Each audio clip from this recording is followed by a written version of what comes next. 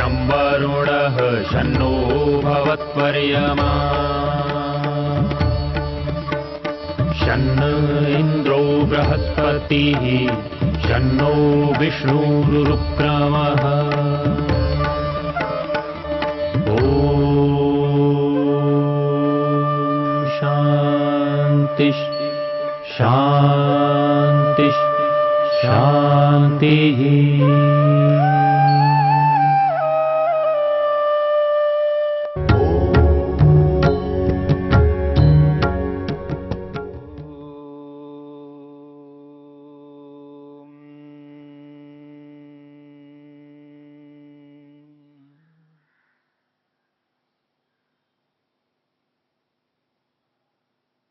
असंप्रज्ञा समाधि को लेकर के हम विचार कर रहे हैं। असंप्रज्ञा समाधि को प्राप्त करने के दो माध्यम बताए गए हैं। एक माध्यम है भव प्रत्यय और दूसरा माध्यम है उपाय प्रत्यय। भव प्रत्यय को लेकर के हमने विचार किया है। अब जो विचार चल रहा है वो उपाय प्रत्यय के ऊपर। उपाय यानी साधन कारण।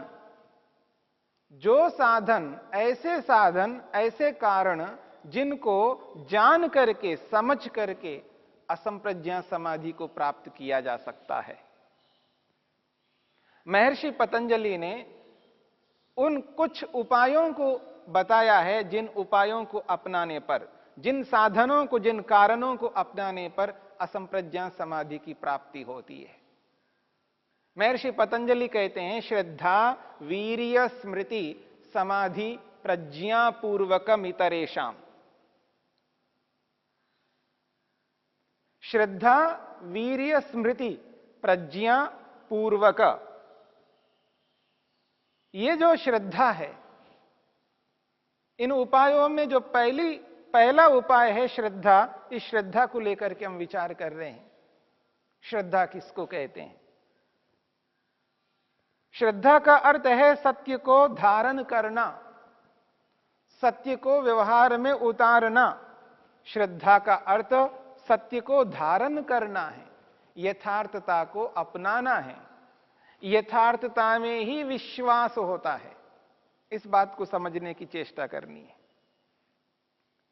महर्षि वेदव्यास ने इस सूत्र की भाष्य करते हुए, इस सूत्र की व्याख्या करते हुए स्पष्ट करते हैं श्रद्धा क्या है।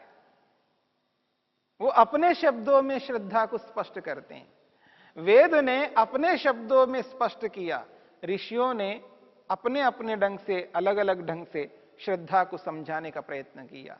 और योग का भाष्य करते हुए महर्षि वेदव्यास भी अपने शब्दों में श्रद्धा को स्पष्ट करते हैं। वो कहते हैं श्रद्धा को श्रद्धा क्यों कहते हैं? वो कहते हैं चेतसः संप्रसादः। महर्षि वेदव्यास ने कहा है श्रद्धा किसको कहते हैं? चेतसः संप्रसादः। चेतस कहते हैं मन। चेतसः संप्रसादः, मन की अत्यंत प्रसन्नता। संप्रसाद का अर्थ है प्रसन्नता। मन की एक विशेष प्रसन्नता का नाम श्रद्धा है। विशेष प्रसन्नता, मन का एक विशेष विश्वास है जिसको श्रद्धा के रूप में कहा है। चेतसः संप्रसादः, मन की विशेष प्रसन्नता, मन के अंदर विशेष विश्वास, यह है संप्रसाद का अर्थ। और जब व्यक्ति श्रद्धा को श्रद्धा के रूप में समझ करके, जान करके श्रद्धा को अपनाता है, तो महर्षि वेदव्यास कहते हैं साही जननी इव कल्याणी योगिनम पाती। बहुत अच्छे शब्दों में, बहुत अच्छी उपमा दे करके वेदव्यास समझाने का प्रयत्न करते हैं। सा इति श्रद्धा, ही का अर्थ है निश्चय से।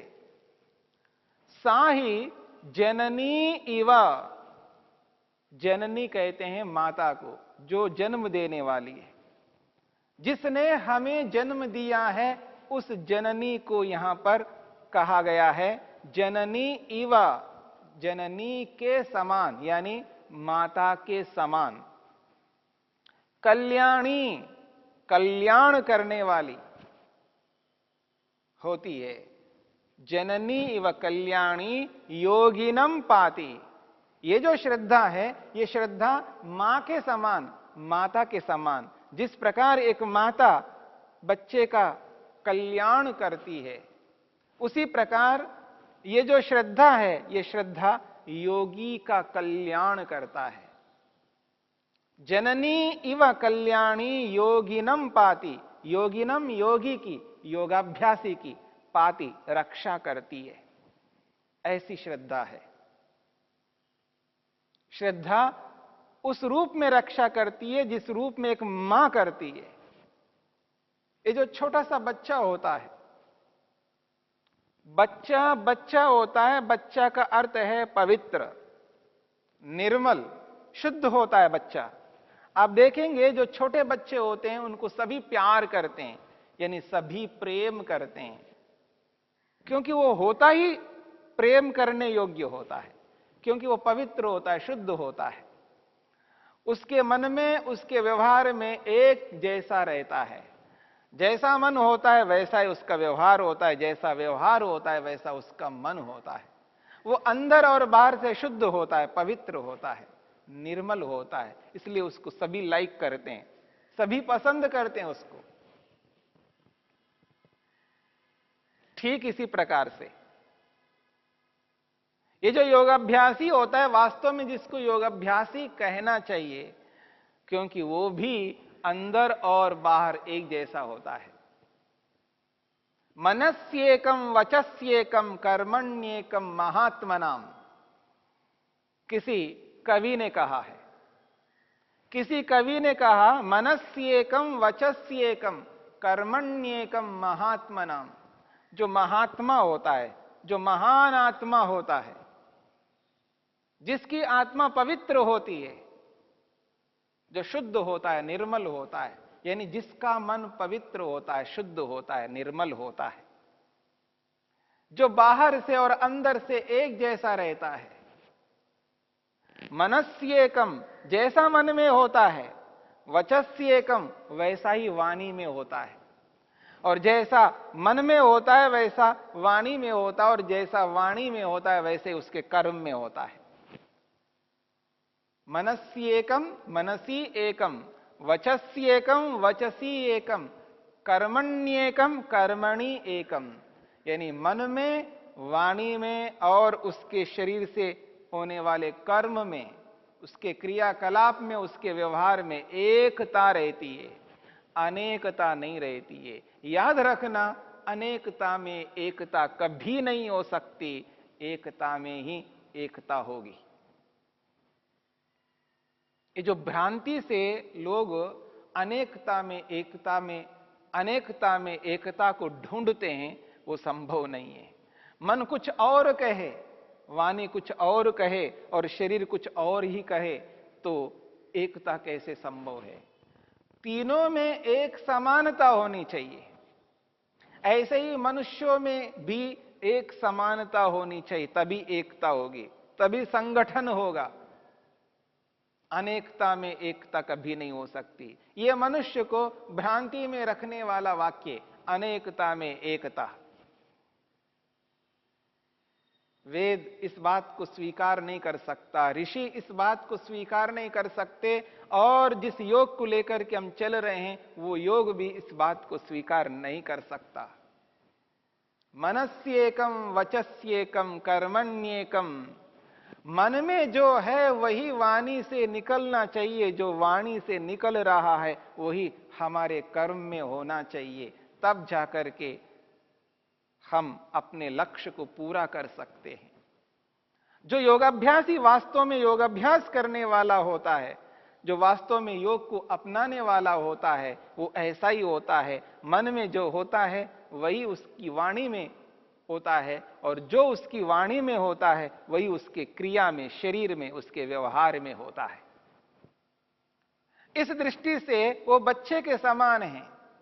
जैसे एक छोटा सा बच्चा नादान होता है, पवित्र होता है, शुद्ध होता है, निर्मल होता है, ऐसे ही एक योगाभ्यासी भी शुद्ध, निर्मल, पवित्र होता है। ऐसे बच्चे समान उस योगाभ्यासी को ये श्रद्धा जननी इवा, एक मां के समान, एक माता के समान कल्याणी, कल्याण करने वाली होती है। उसकी ऐसी रक्षा करती है जैसे एक जननी, एक माता एक छोटे से बच्चे की रक्षा करती है। वो जो कुछ भी काम कर रही होती है मां, उन समस्त कार्यों को करते हुए एक नजर उस बच्चे पर भी रखती है। भले वो किचन में, पाकशाला में खड़े होकर के भोजन पका रही हो, भोजन बना रही हो, लेकिन भोजन बनाते हुए भी उसकी एक दृष्टि, एक नजर उस बच्चे के प्रति होती है। सतत उस बच्चे की रक्षा करती है। जिस प्रकार एक मां एक बच्चे की रक्षा करती है, उसी प्रकार श्रद्धा रूपी मां जननी के समान, माता के समान योगिनम पाति, योगी की रक्षा करती है। क्यों? योगी श्रद्धा से युक्त होता है। वो मां, जैसे एक बच्चा एक मां के साथ चिपक करके रहता है, मां को छोड़ता नहीं है, मां के साथ ही रहना चाहता है, ठीक इसी प्रकार योगाभ्यासी श्रद्धा से युक्त होता है, श्रद्धा को अपने साथ जोड़ करके रखता है, श्रद्धा से अलग नहीं हो सकता, ईश्वर में श्रद्धा रखता है, ईश्वर के यथार्थ स्वरूप में श्रद्धा रखता है, ईश्वर के गुण, कर्म, स्वभावों में श्रद्धा रखता है, ईश्वर के जैसे गुण हैं उनको वैसा ही स्वीकार करता है, ईश्वर के जैसे स्वभाव है उनको वैसा ही अपनाता है, मानता है, ईश्वर के जैसे कर्म हैं उनको वैसा ही स्वीकार करता है, ईश्वर के गुण, कर्म, स्वभावों को जानता है, समझता है, उनको वैसा ही मानता है। जो ईश्वर सर्वव्यापक हो, समझने का प्रयत्न करना, जो ईश्वर सर्वत्र व्याप्त है, कण कण में विद्यमान है, ऐसा कोई स्थान नहीं है, ऐसा कोई स्थान नहीं है, ऐसा कोई स्पेस, जगह खाली नहीं है जहां भगवान ना हो। जो सर्वत्र ठसाठस भरे हुए हैं, ऐसे व्यापक भगवान को मैं शरीर के रूप में कैसे मान सकता हूं? वो एक 5.5, 6, 6.5 और 7 फुट के एक मूर्ति के अंदर कैसे भगवान को मैं समझ सकता हूं? मूर्ति के रूप में भगवान कैसे हो सकता है? जो सर्वव्यापक है, सब जगह रहता है, जो सब जगह रहने वाला एक मूर्ति के अंदर क्यों रहेगा? जो बिना शरीर के संपूर्ण ब्रह्मांड का निर्माण कर सकता हो, इस विशाल ब्रह्मांड को उत्पन्न करके इसका पालन पोषण करता हो, जो उत्पन्न करने वाला हो, उसको शरीर धारण करने की क्या आवश्यकता पड़ती है? प्रमाण से, तर्क से वेद ये कहता है, न तस्य प्रतिमा अस्ति, उस परम पिता परमात्मा का कोई प्रतिमा, कोई मूर्ति नहीं हो सकती है। वो मूर्ति के अंदर नहीं आ सकता, बिना मूर्ति में आए ही वो समस्त कार्यों को कर सकता है, क्योंकि वो सर्वशक्तिमान है। ऐसे उस परमात्मा को उसी रूप में अनुभव करना जैसा उसका गुण है, जैसा उसका स्वभाव है। ईश्वर का स्वभाव क्या है? वो न्यायकारी है, वो न्याय करने वाला है, ये उसका स्वभाव है। जब ईश्वर न्याय करता है तो मैं उसे माफी नहीं मांग सकता। ये याद रखना, मैं गलत काम करूं, अशुद्ध कर्म करूं, अपवित्र कर्म करूं, पाप कर्म करूं, अनुचित कर्म करूं और ईश्वर से माफी मांगूं, हे भगवान मेरे से गलती हो गई, मेरे पाप को धो देना, मैं गंगा के अंदर डुबकी लगाऊंगा और मेरे पाप धुल जाएं। अगर ऐसे ही पाप धुलने लग जाएंगे तो ईश्वर के स्वभाव को मैं कैसे जानूं, कैसे समझूं कि वो न्यायकारी है? प्रमाण से, तर्क से इस बात को समझने का प्रयत्न करना कि ईश्वर कैसा होता है। जब मैंने कोई पाप कर्म किया है और जिसके प्रतीक पाप कर्म किया है, उदाहरण के लिए किसी से मैंने 1 लाख रुपए अड़प लिया, समझ लीजिएगा, उसके 1 लाख रुपए मैंने ले लिया, पाप कर दिया है और मैं भगवान से क्षमा मांगू और गंगा में डुबकी लगाऊं और मेरे को माफ कर दे, तो जिसके प्रति मैंने अन्याय किया उसके प्रति भगवान क्या करेगा? क्या भगवान अन्यायकारी है? मेरे को तो माफ कर दिया और उसको भुगतने दिया दंड। ऐसा भगवान नहीं हुआ करता है। इसलिए प्रमाण पूर्वक ईश्वर को समझने का प्रयत्न करना, तर्क पूर्वक ईश्वर को समझने का प्रयत्न करना। प्रमाण और तर्क ईश्वर से जोड़ने वाले होते हैं, ईश्वर के साथ युक्त करने वाले होते हैं। ये प्रमाण और तर्क ईश्वर से दूर करने वाले कभी नहीं होते हैं। प्रमाणों से तर्कों से डरो मत, भागो मत, बुद्धिपूर्वक चलना है हमें। ईश्वर को ईश्वर के रूप में समझना है। तो इसलिए श्रद्धा सत्य से युक्त है। ये जो विश्वास हो रहा है वो सत्य के कारण से हो रहा है। जहां सत्य है वहां विश्वास है, वहां श्रद्धा है, क्योंकि उस सत्य के साथ में प्रमाण जुड़ा हुआ है, तर्क जुड़ा हुआ है।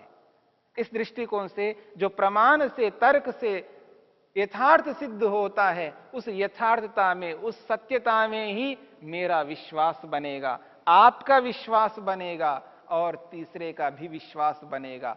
सबका विश्वास सत्य में ही बनता है। और जहां सत्य है वहां विश्वास है, और जहां विश्वास है वहीं श्रद्धा है। और जहां सत्य नहीं है वहां अविश्वास है, और जहां अविश्वास है वहां अश्रद्धा है। मैं कैसे मूर्ति में विश्वास करूं? जो जन्म लेता हो, जो मृत्यु को प्राप्त होता हो। योग क्या कहता है, इस बात को समझने का प्रयत्न करिएगा। योग यह मानता है जन्म ही दुख का कारण है। जन्म ही दुख का कारण है, मृत्यु दुख का कारण है। जन्म लेना, मृत्यु को प्राप्त करना, यह दुखदाई है। जिन दुखों से मैं अलग होना चाहता हूं, जिस जन्म से छुटकारा पाना चाहता हूं, जिस मृत्यु से छुटकारा पाना चाहता हूं, क्या भगवान उसी जन्म को प्राप्त करता है? सोचिए, ये तर्क है। जिस जन्म से मैं छुटकारा पाना चाहता हूं, जिस मृत्यु से छूटना चाहता हूं, मृत्युंजय बनना चाहता हूं, उसी जन्म को ईश्वर प्राप्त करता है। और जन्म लेकर के फिर ईश्वर की मृत्यु होती है, क्योंकि जन्म लेगा तो मृत्यु भी होगी। क्या इस जन्म मरण रूपी दुखों से ईश्वर युक्त होता है? इस बात को समझने का प्रयत्न करिएगा। तर्क से समझ लीजिएगा और प्रमाण ले आइएगा। प्रमाण ले आइएगा, वेद का प्रमाण ले आइएगा, शास्त्र प्रमाण ले आइएगा, अनुमान प्रमाण ले आइएगा, प्रत्यक्ष प्रमाण भी ले आइएगा। प्रमाणों से प्रत्यक्ष प्रमाण, अनुमान प्रमाण, शब्द प्रमाण, प्रमाणों के माध्यम से, तर्क के माध्यम से जो वस्तु जैसी है उसको वैसा ही जानो और वैसा ही जानकर उसको सत्य मानकर उस पर विश्वास जताओ। उस सत्य पदार्थ में विश्वास को जताना ही श्रद्धा है। इस श्रद्धा को समझ करके चलना है। जब श्रद्धा हम पर होगी, श्रद्धा हम करेंगे, तब असंप्रज्ञात समाधि को पाने का एक मार्ग पूरा हो जाएगा। एक सीढ़ी को हम पार कर पाएंगे। यह है श्रद्धा, जिस श्रद्धा के माध्यम से असंप्रज्ञात समाधि की प्राप्ति होगी।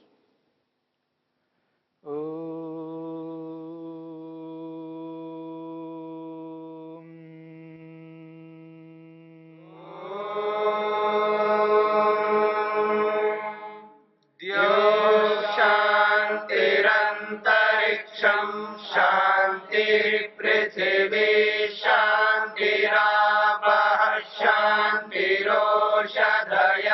शांतिः वनस्पतयः शांतिर्विश्वे देवा शांतिर्ब्रह्म शांति सर्वं शांति शांतिरेव शांति क्षमा शांतिरेधि।